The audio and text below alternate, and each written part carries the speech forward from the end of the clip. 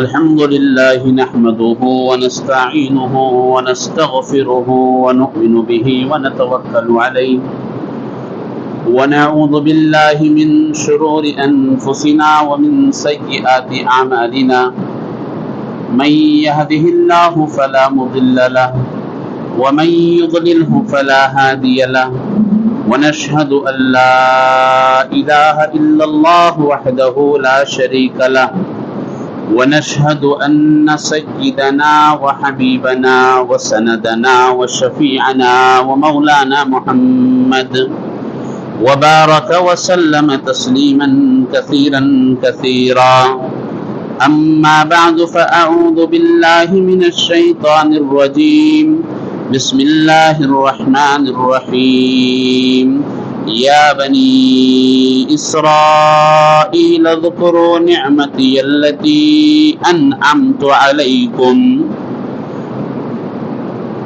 وأني فضلتكم على العالمين واتقوا يوما لا تجزي نفس عن نفس شيئا ولا يقبل منها عدل ولا تنفعها شفاعة ولا هم ينصرون صدق الله العظيم اللهم صل على محمد وعلى آل محمد بعدد من صلى وصام وصل على محمد وعلى آل محمد بعدد من قعد وقام۔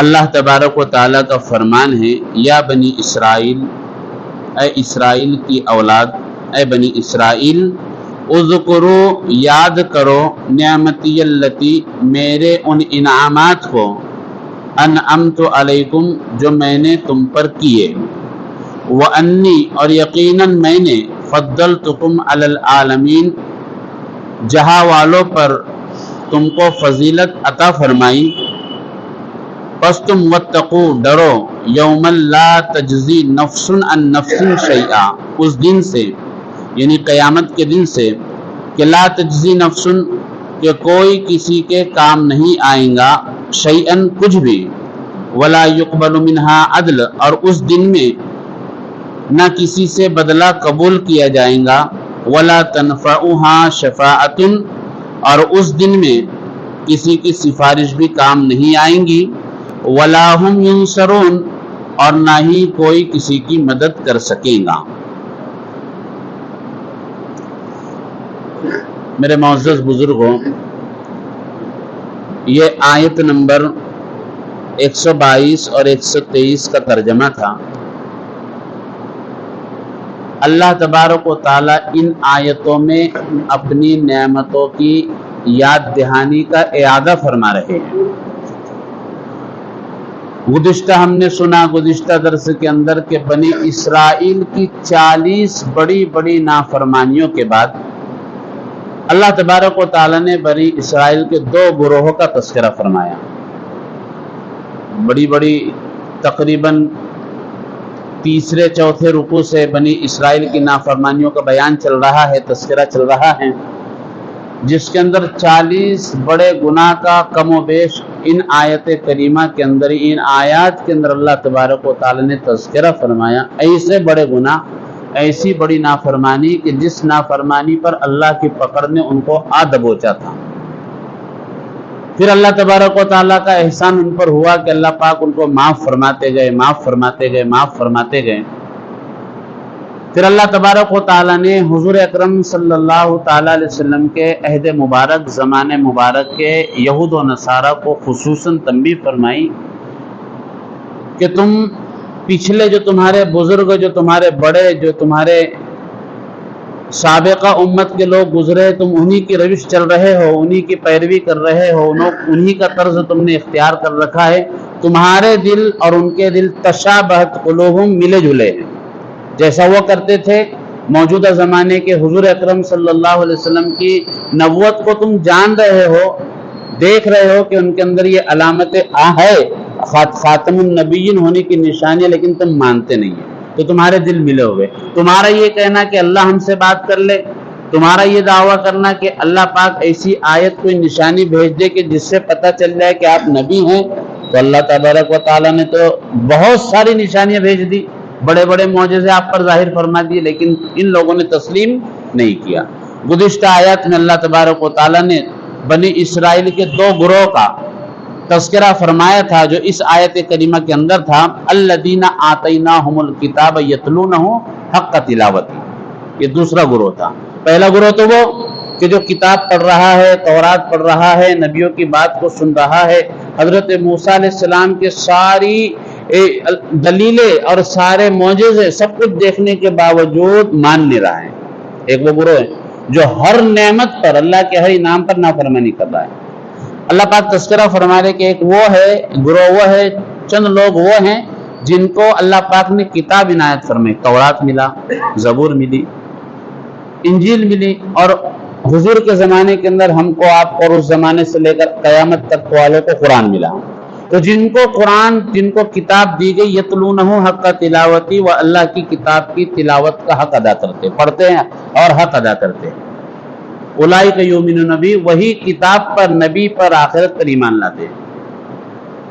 تو مفسرین فرماتے ہیں کہ جب تذکرہ ہوتا ہے نافرمان قوموں کا، نافرمان قوموں کی نافرمانی کا تذکرہ ہوتا ہے، تو بالکل سب کے سب کل اس میں شامل نہیں ہوتے ہیں، اکثر اس میں شامل ہوتے ہیں۔ کون شامل ہوتے ہیں؟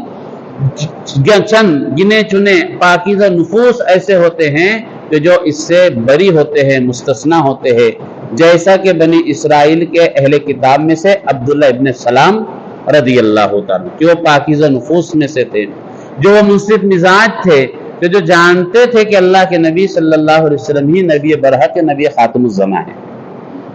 اس لیے بار بار اپنے ایمان کا تذکرہ جب فرماتے تھے، حیات صحابہ میں ملیں گا آپ کو یہ بات، اگر آپ مطالعہ کریں گے تو اپنے ایمان کے تذکرے کے اندر میں وہ فرماتے تھے کہ میں نے اللہ کے نبی کو دیکھا تو میں نے جان لیا کہ آپ ہی نبی آخر الزماں ہیں، پہچان لیا۔ تو یہ تھے جو اللہ کی کتاب کو، انہوں نے تورات کو پڑھا حق کا تلاوت ہی، جیسا کہ اس کی تلاوت کا حق ہے۔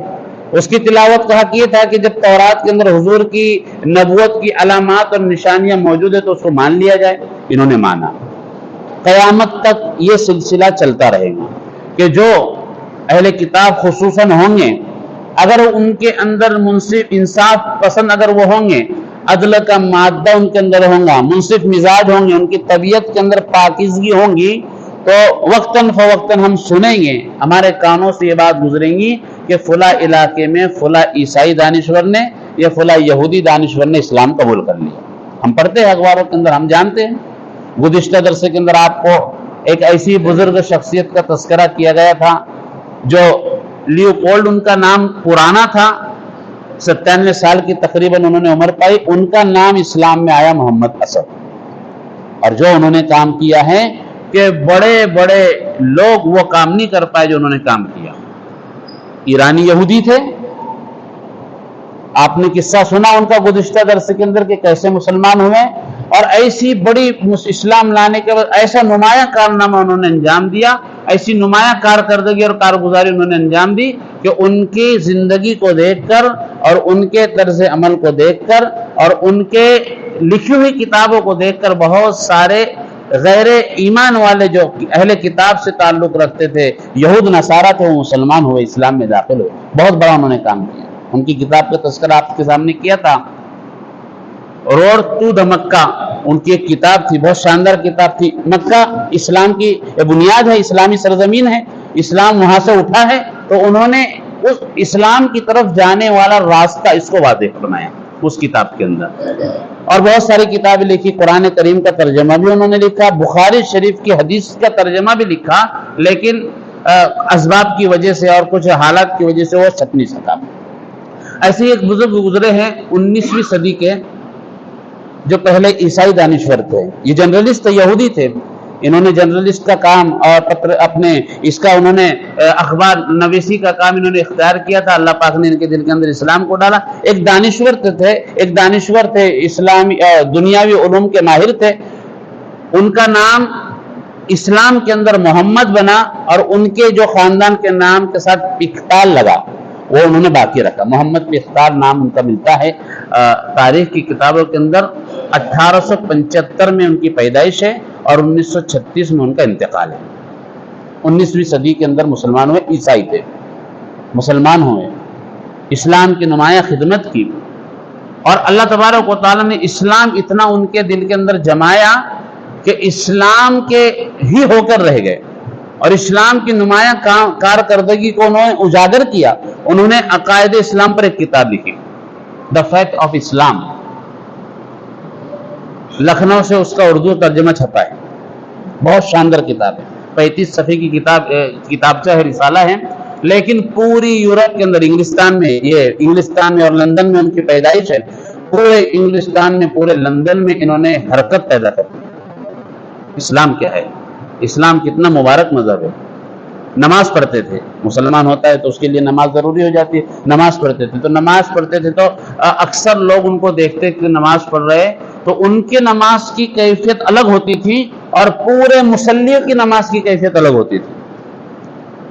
تو نئے نئے اسلام میں تھے تو لوگوں نے ان کا تجربہ جاننے کے لیے پوچھا کہ آپ نماز پڑھتے تو آپ کی کیفیت ہم محسوس کر لیتے، اور اس کیفیت کا محمد پختال ان کو احساس نہیں تھا کہ میرے اندر میں کیا کیفیت ہوتی ہے۔ تو انہوں نے برجستہ ایک جواب دیا۔ لوگوں نے پوچھا کہ آپ کی کیفیت ہوتی ہے، آپ محسوس کرتے نہیں کرتے؟ ہم محسوس کرتے، یہ کیفیت کیوں ہوتی ہے؟ تو انہوں نے برجستہ جواب دیا کہ because I am Muslim by choice, میں میری پسند سے، میرے اختیار سے مسلمان بنا، اور آپ پیدائشی مسلمان۔ دیکھو آپ ہم اندازہ لگائے، ابھی بھی جو نو مسلم ہوتے ہیں ان کے عبادتوں میں، ان کی ریاضتوں میں، ان کے مجاہدوں میں اور ان کی اسلام کی قدر کے اندر، نہیں نو مسلم تو ایک فاسق فاجر جو گندگی سے اٹھ کر اسلام اور اسلامی اعمال کی طرف آتا ہے تو اس کے اندر اور میرے اور آپ کے اعمال کے اندر نمایاں فرق نظر آئے۔ اس نے گندگی کو دیکھا ہوتا ہے، گناہ کی نحوست کا اس نے مزہ چکھا ہوتا ہے، گناہ کی نحوست کا اس کو احساس ہوتا ہے کہ کتنی گندی چیز ہے، اور نیک عمل اور نیک اعمال کتنے پاکیزہ چیز ہے، تو اس کے اندر نمایاں کیفیت نظر آ جاتی ہے۔ تو یہ ان کے اندر نمایاں اللہ کا خوف ان کے اوپر اتنا غالب تھا کہ ان کے خوف کی وجہ سے بہت سارے مسلمان ہو گئے۔ تو محمد پختال یہ عیسائی تھے۔ ایسے ہی 19ویں صدی کے اندر لندنی میں ایک صاحب گزرے ہیں، ان کا نام عبداللہ رکھ دیا گیا، کہ ولیم ان کا نام تھا، شاہی خاندان سے تعلق رکھتے تھے۔ کتابوں کے اندر یہ بات ملتی ہے کہ ملکہ وکٹوریہ اول جو گزری ہے اس کے خاندان سے اس کا تعلق تھا، عیسائی تھے، مسلمان ہوئے۔ مسلمان ہونے کے بعد انہوں نے اپنے دین اسلام کی اتنی محنت کی کہ شاہی خاندان کے 80 افراد کو اسلام کی دعوت دی، اور وہ بھی ان کی محنت سے مسلمان ہوئے۔ برجستہ لندن کے اندر برجستہ اعلان کرتے تھے کہ عیسائی جو کہتے ہیں کہ خدا اللہ بھی ہے، خدا عیسیٰ بھی ہے اور خدا مریم بھی ہے، جو تثلیث کا ان کا دعویٰ تھا، جو کہتے تھے، وہ برجستہ اعلان کرتے تھے کہ آ جائے مجھ سے مناظرہ کر لے، میں ثابت کروں گا کہ خدا اللہ ایک ہی ہے، کہتے تھے۔ لوگوں کی آنکھوں میں بہت کھٹکے تھے، لیکن اللہ نے کام لیا۔ منصف مزاج سے اللہ پاک نے ہدایت مقدر رکھی تھی تو انہوں نے کام کیا۔ تو یتلون اللہ پاک نے جن کو کتاب دی، الذین آتیناہم الکتاب، کہ جن کو اللہ پاک نے کتاب دی ہے وہ کتاب پڑھتے ہیں حق کا تلاوتی، جیسے کتاب کا حق ہے تو اللہ تبارک و تعالیٰ اس تلاوت کے حق ادا کرنے کی وجہ سے ان کو نوازتے ہیں۔ تو دوسرا گروہ یہ تھا، پہلا گروہ بنی اسرائیل کا تھا جو ہر نعمت کے بعد نافرمانی کرتا تھا۔ دوسرے چند پاکیزہ نفوس ایسے تھے جو کتاب کا حق ادا کرتے تھے تو اسلام کا نور ان کے دل میں داخل ہوتا تھا۔ اب اللہ تبارک و تعالیٰ اتنی ساری گناہ، اتنے سارے باتوں کے بعد پھر سے جو پہلے دوسرے رکوع کے اندر، چوتھے رکوع کے اندر اللہ پاک نے تذکرہ فرمایا تھا، وہی تذکرہ اللہ پاک کچھ الفاظ کی کمی بیشی کے ساتھ فرما رہے ہیں۔ یا بنی اسرائیل، اے بنی اسرائیل، اے یعقوب کی اولاد، اذکروا نعمتی اللتی، میرے انعامات کو تو یاد کرو، تم نافرمانی کر رہے ہو، تم نے تمہارے بزرگ نبیوں کی بھی نافرمانی کی، تم اب حضور اکرم صلی اللہ علیہ وسلم کی بھی نافرمانی کر رہے ہو، تو تم میری نعمتوں کو تو یاد کرو جو میں نے تم پر کی ہیں۔ وَأَنِّي فَضَّلْتُكُمْ عَلَى الْعَالَمِينَ، میں نے بہت ساری تم پر نعمتیں کی اور ایک مزید تم پر احسان انعام یہ کیا تھا کہ جس وقت تم تھے۔ بنی اسرائیل کے نبیوں کا تذکرہ چل رہا تھا نا، حضرت یعقوب علیہ السلام سے لے کر سیدنا حضرت عیسیٰ علیہ السلام تک جتنے نبی ہوئے کہاں سے ہوئے؟ بنی اسرائیل سے۔ حضرت اسماعیل علیہ السلام صرف کہاں سے ہوئے؟ یہ بنو اسماعیل کہلاتے، لیکن وہ تنہا نبی، اور ایک دو نبی میں نے آپ کے سامنے تذکرہ ہے، غالباً حضرت ایوب علیہ السلام، یہ حضرت اسماعیل کے خاندان سے ہوئے۔ اس کے علاوہ جتنے نبی ہیں تقریباً 4000 سارے بنی اسرائیل سے ہوئے۔ تو اللہ کہہ رہے ہو انی فضلتکم علی العالمین، کہ میں نے تم کو جہاں والوں پر فضیلت دی تھی۔ تمہارے اس نعمت کا شکر گزاری یہ تھی کہ محمد صلی اللہ علیہ وسلم کو دیکھ کر تم مسلمان ہو جاتے۔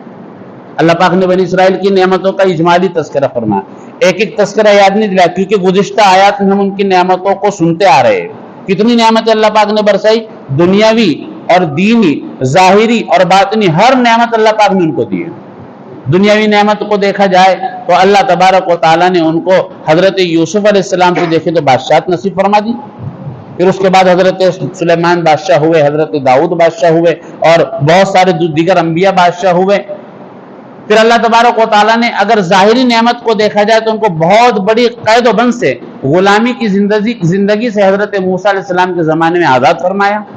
اتنا مال اللہ پاک نے ان کو عطا فرما دیا جس مال کی وہ توقع اور امید بھی نہیں لگائے ہوئے تھے، اتنا مال اللہ پاک نے ان کو دے دیا۔ پھر اللہ تبارک و تعالیٰ نے ان کے لیے سمندر میں سے راستے بنائے، اللہ تبارک و تعالیٰ نے ان کے جسم کے اوپر کے کپڑوں کو انہی کے بدن کے ساتھ بڑا کر دیا، ان کے اوپر سایہ ہوا، ان کو من و سلوہ کی روزی ملی۔ اللہ تبارک و تعالیٰ نے ان کی ہر دعا کو برجستہ قبول فرمایا، نبی کی سفارش ان کے حق میں ہر موقع پر قبول ہوئی، ان کو اللہ تبارک و تعالیٰ کی تجلی راکھ اور برباد کر دیا، نبی کی سفارش سے اللہ تبارک و تعالیٰ نے ان کو کیا کر دیا؟ دوبارہ زندہ کر دیا۔ اتنی نعمتیں، ظاہری باطنی نعمتیں، اور باطنی نعمتوں میں سے اگر بہت ساری نعمتیں نہ بھی ہو، صرف ان کے اندر 4000 نبی آئے۔ کتنے؟ اس سے بڑی نعمت کیا ہو سکتی ہے؟ آپ اندازہ باطنی نعمت میں سے صرف نبی 4000 نبی ایک ہی نسل سے، چند لوگ تھے، 12 لوگ آئے تھے تقریباً۔ حضرت یوسف علیہ السلام کے زمانے میں مصر میں کتنے آئے تھے؟ آل یعقوب کتنے تھے؟ 12 تھے، ان میں سے ہر ایک کو اولاد ہوئی، اور اولاد ہوتے ہوتے حضرت موسیٰ کے زمانے میں اتنی بڑھ گئی کہ پونے 7 لاکھ کے قریب پہنچ گئی، 6 لاکھ سے متجاوز ہو گئی۔ دنیا بھی ملی، آخرت بھی ملی۔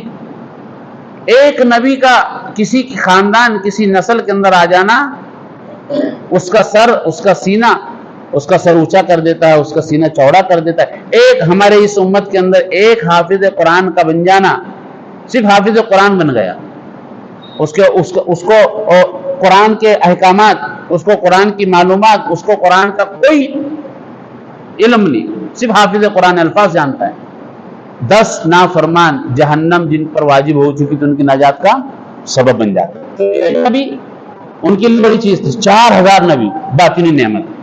تو اللہ فرمائے کہ یاد کرو، میں نے تم کو پورے جہاں والوں پر، جس وقت تم تھے، ساری دنیا پر تم کو کیا دی تھی؟ میں نے فضیلت دی تھی۔ تمہارا کام یہ تھا کہ تم محمد صلی اللہ علیہ وسلم پر کیا ہو جاتے؟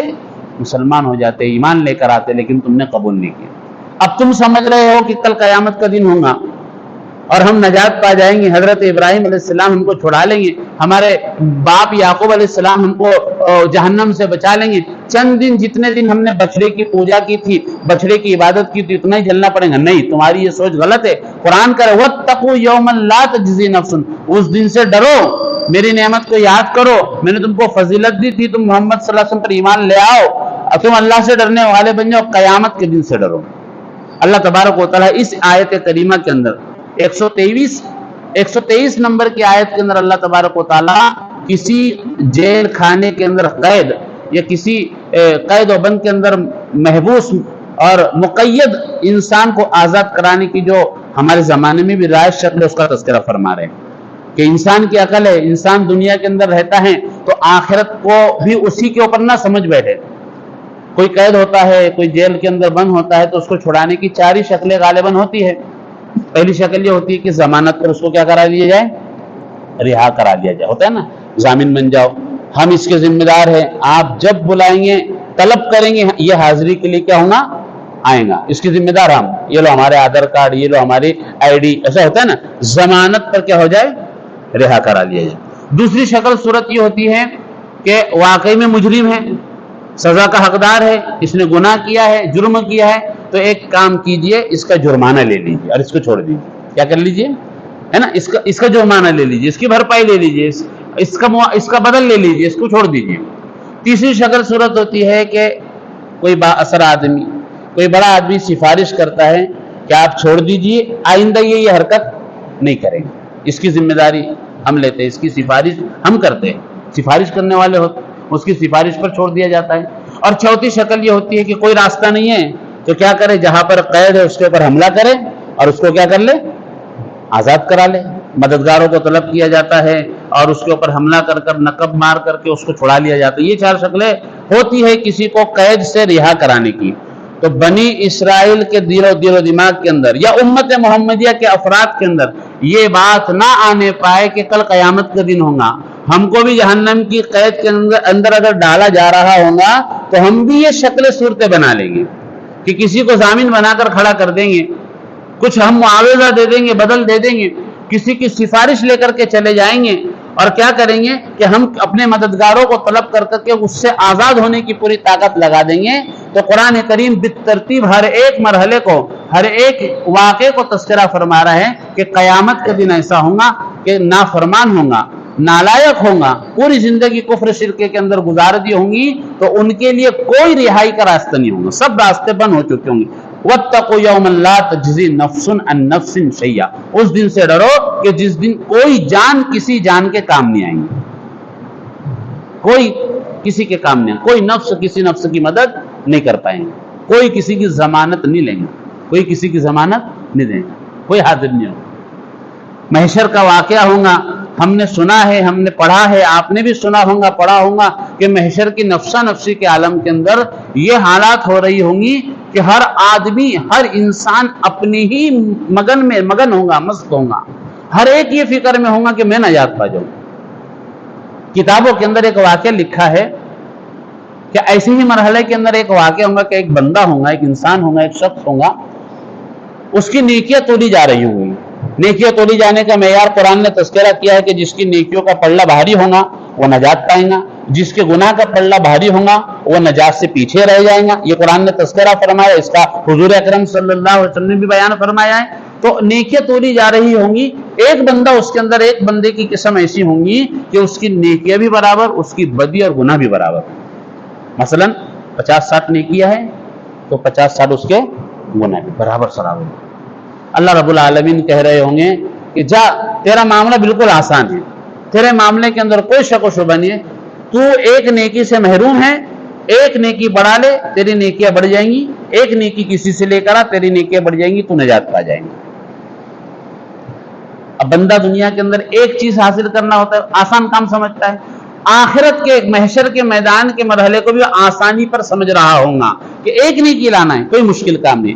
جائیں گا اپنے دوست احباب جن کے ساتھ دن رات وہ اٹھتا بیٹھتا تھا، کھاتا پیتا تھا، ساری ان کے پیچھے قربان کر دی تھی، ہنسی مذاق میں تھا، نمازوں کی کوئی پرواہ نہیں اور اللہ کے حکم کی کوئی پرواہ نہیں، اللہ کے نبی کی سنتوں کی کوئی پرواہ نہیں، اپنے جگری یاروں کی طرف جائیں گا، اس کو نیکی دینے سے انکار کر دیں گے. وہ کہیں گا کوئی بات نہیں، آج ان کو ضرورت ہے، انہوں نے انکار کر دیا، چلو آؤ کسی کے پاس جاتے. سگے بھائیوں کے پاس آئیں گا، سگا بھائی اس کو نیکی دینے سے انکار کر دے گا. اب یہ سمجھنا مشکل نہیں رہا، آدمی اگر یہ سمجھے گا کہ سگا بھائی کیسے انکار کر دے گا تو یہ سمجھنا اس زمانے کے اندر میں سمجھتا ہوں کہ مشکل نہیں ہے، کیونکہ ابھی زمانہ ایسا چل رہا ہے کہ سگا بھائی دنیا کی تکلیف کے اندر بھی سگے بھائی کے کام نہیں آتا. یہ ہو رہا ہے، دیکھ رہے ہیں، ہم آنکھوں سے دیکھ رہے ہیں، ہمارا مشاہدہ ہے، ہو رہا ہی نہیں ہو رہا ہے. تو وہاں بھی انکار کر دے گا. پھر آدمی بھاگتے دوڑتے باپ پاس آئیں گا کہ باپ ہے، میری دنیا کے اندر تکلیف برداشت نہیں ہوتی تھی اس کو، میں تھوڑا سا بخار میں آ گیا تو میرے باپ کو تکلیف برداشت نہیں، میں تھوڑی تنگی میں آ گیا، مصیبت میں آ گیا تو میرا باپ رو پڑتا تھا. چلو باپ ایک نیکی تو ضرور دے دے گا، لیکن باپ بھی اس کے کوئی کام نہیں آئیں گے. یوم یفر المرء من اخیہ وامہ وابیہ وصاحبتہ وبنیہ، سب انکار کرتے ہیں، بیوی انکار کرتی ہے. سب سے زیادہ رحم دل جو ہوتا ہے رشتوں کے اندر وہ ماں ہوتی ہے، سب سے زیادہ رحم.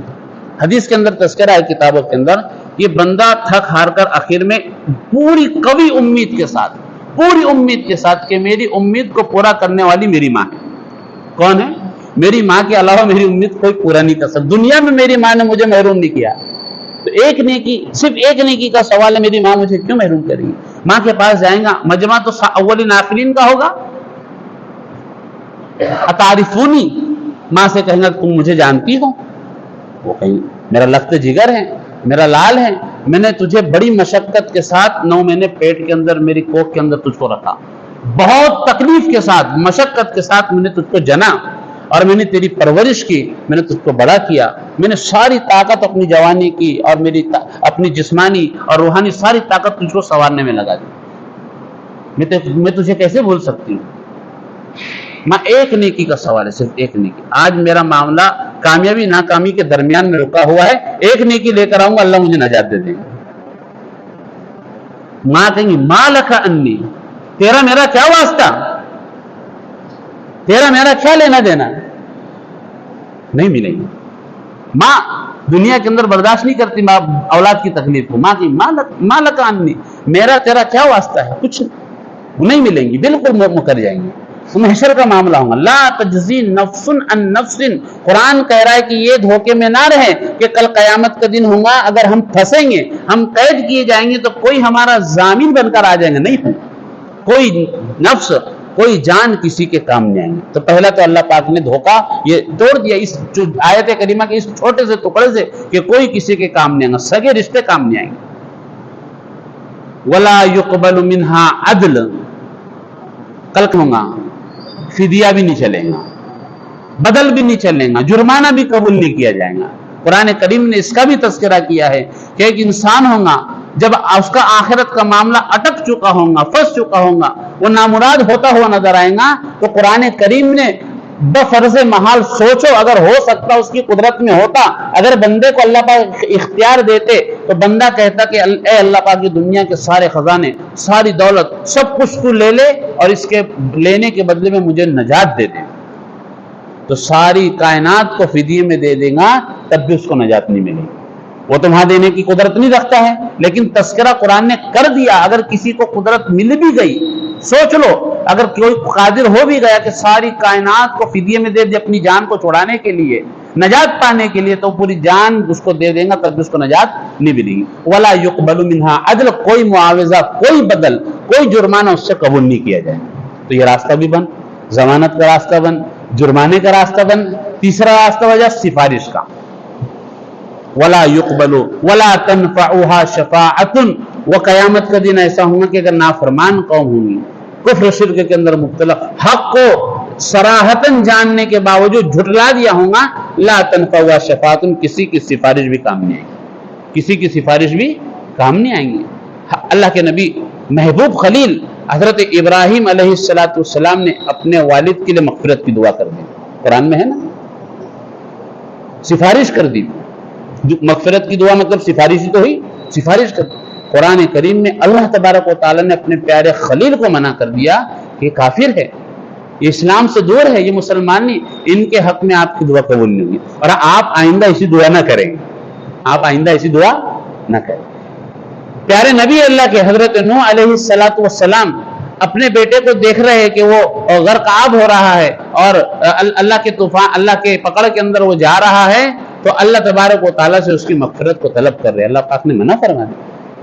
तो काफिर के हक में कल कयामत के दिन किसी नबी, किसी वली, किसी भी शख्स की सिफारिश काम नहीं आएगी। हाँ, कुरान करीम के अंदर, हदीस के अंदर ये बात है कि मुसलमान के हक में सिफारिश जरूर कबूल होगी, मुसलमान के हक में नबियों की सिफारिश कबूल होंगी, मुसलमान के हक में अल्लाह तबारक व तआला औलिया की सिफारिश को कबूल फरमाएंगे, मुसलमान के हक में अल्लाह तबारक व तआला नेकों की सिफारिश को कबूल फरमा लेंगे, मुसलमान के हक में हुफ़्फ़ाज़ उलमा की सिफारिश भी कबूल हो जाएंगी, अहले खानदान की। मुसलमान के हक में तो उसकी जो फौजशुदा नाबालिग औलाद है उनकी भी सिफारिश हो जाएंगी, कबूल हो जाएंगी। लेकिन जो काफिर होगा, हक से पीछे रह चुका होगा, हक को छोड़ दिया होगा, तो चाहे जितनी बड़ी शख्सियत को लाकर खड़ा कर दे, उनकी सिफारिश भी उसको नफा नहीं देगी। वला तनफ़उहा शफ़ाअतुन, अल्लाह पाक ने तीसरे रास्ते को बेमत फरमा दिया। अब आखिरी रास्ता बचा कि चलो अल्लाह तबारक व तआला पर नाउज़ुबिल्लाह जोर का मामला करेंगे और हम नजात पा लेंगे। वला हुम युनसरून, उस दिन कोई किसी की मदद भी नहीं करेगा, तुम्हारे हामी मददगार ही नहीं होंगे, तो अल्लाह के साथ तुम्हारा मुकाबला क्या है?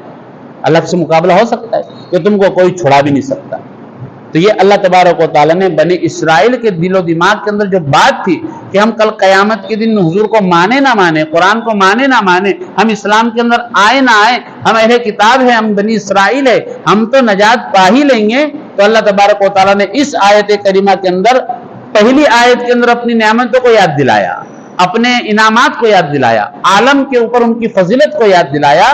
پھر اللہ تبارک و تعالیٰ نے ان کو نصیحت کی کہ اب تم ڈر جاؤ، حضور کو مان لو، حضور کے پیچھے آ جاؤ، حضور کی نبوت کو تسلیم کر لو اور قیامت کے دن سے ڈرو. تمہارا جو وہم و خیال ہے کہ تم نجات پا جائیں گے، تو دیکھو ہم صریح تم کو کہتے ہیں کہ تم نجات نہیں پاؤ گے اگر تمہاری روش یہی رہی ہے. اور اس کے پس پردہ، اس کے در پردہ، اسی کے ضمن کے اندر مجھے اور آپ کو بھی قرآن نصیحت کر رہا ہے کہ ہم بھی اس وہم و گمان میں نہ رہے کہ اگر ہماری نافرمانی حد سے تجاوز کر گئی، اگر ہماری نافرمانی اللہ کو ایسی ناراض کر گئی کہ جس نافرمانی کے اوپر اللہ تبارک و تعالیٰ کل قیامت کے دن مجھے اور آپ کو اپنی رحمت سے محروم کر دے، تو مجھے اور آپ کو چھڑانے والا کوئی نہیں، کوئی ہوں گا.